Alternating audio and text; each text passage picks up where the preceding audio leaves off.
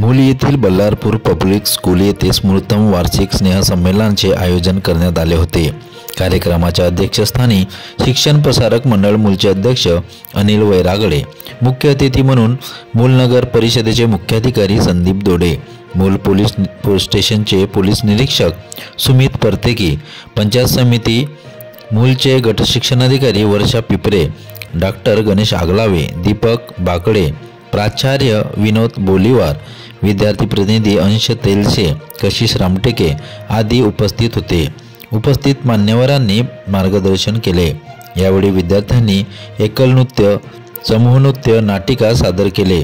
शाळेत घेण्यात आलेल्या वेगवेगळ्या स्पर्धेचे बक्षीस वितरण मान्यवरांच्या हस्ते सन्मान चिन्ह देऊन करण्यात आले।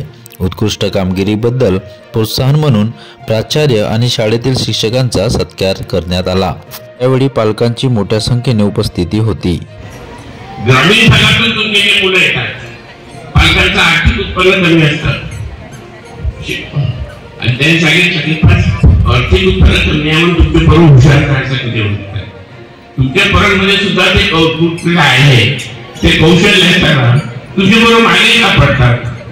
तर ते एकच कारण आहे की त्यांना जे मिळायला पाहिजे ते कमी मिळतं आणि म्हणून नो प्रॉफिट नो लॉस याचे संस्था चालतात। त्याची आमचं कॉन्व्हेंट चालते आहे, याची फीस फार कमी आहे, त्याच्यातून त्या मुलांना कसं पुढे आणता येईल हा सर्व प्रयत्न आम्ही आमच्या पद्धतीने करतो आणि म्हणून त्यात तुमची सर्वांची आम्हाला जर साथ मिळाली तर त्याच्यातून ह्या शाळा सुद्धा कॉम्पिटिशन पुढे जातील।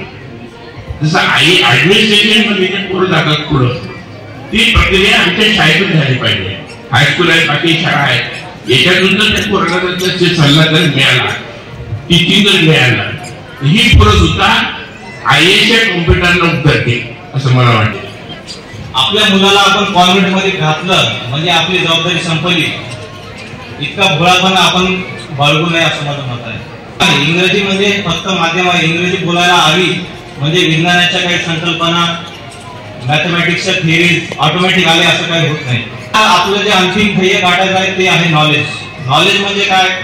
त्याच्यामध्ये अवेअरनेस येते, एक्सपिरियन्सेस येते, त्यामध्ये लॉजिक येतं, रॅशनल येतं। या ज्या ज्ञानाची अनुषंगिक बाबी आहेत या गोष्टी आपल्या पालनामध्ये रुजवणं हे आपलं अंतिम ध्येय असायला पाहिजे।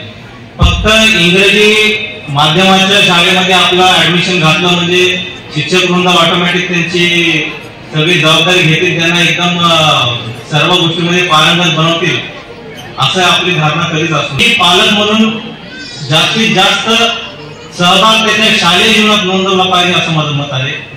त्या लहान बालकाच्या मनाची पाटी कोरी असते, त्या पाटीवर आपण जे काही लिहितो त्याप्रमाणे त्याची पुढची जी जडणघडण आहे ती ठरवली जाते। आपणच आपल्या पालकाला कुठल्या दिशेने त्याचं करिअर मध्ये रुची निर्माण करायची, त्याची आवड असलेल्या विषयामध्ये कशी प्रगती निवडायची हे आपणच ठरवतो।